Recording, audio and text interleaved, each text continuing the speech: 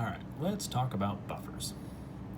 So buffers are essentially a solution that is made from both a weak acid and its conjugate base. You mix both of them together. It can also be made from weak bases and its conjugate acid, but you need a conjugate acid base pair. Okay? And then the idea is this solution is designed to resist pH changes.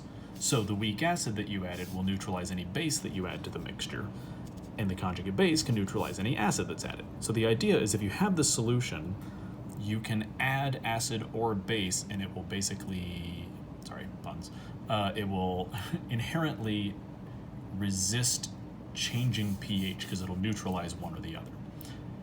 There's an equation that if you ever take biochem, you're going to use all the time, called the Henderson-Hasselbalch equation.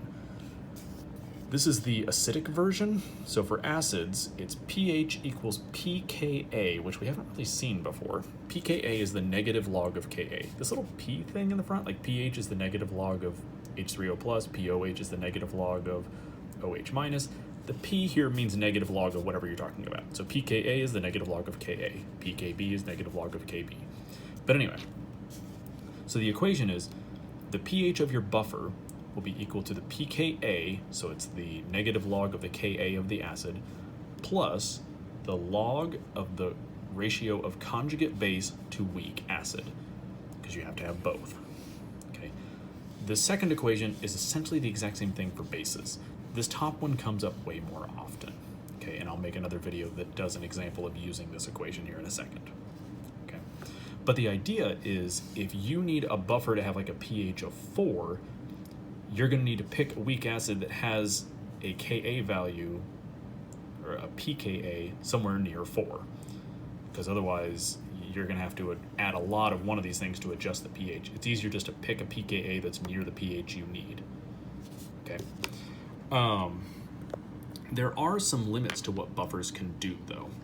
So, the concentration of conjugate base and weak acid, they essentially have to be within a factor of 10 of each other. Ideally, they'll be as close to the same number as possible.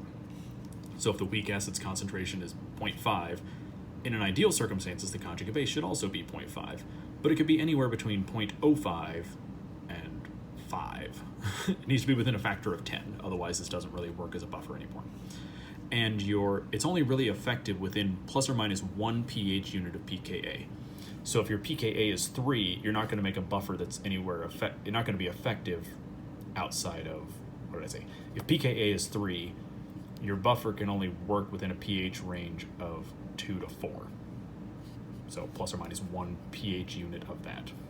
Okay. And then buffer capacity, the amount of acid and base that it can resist, essentially just has to do with how high these concentrations are.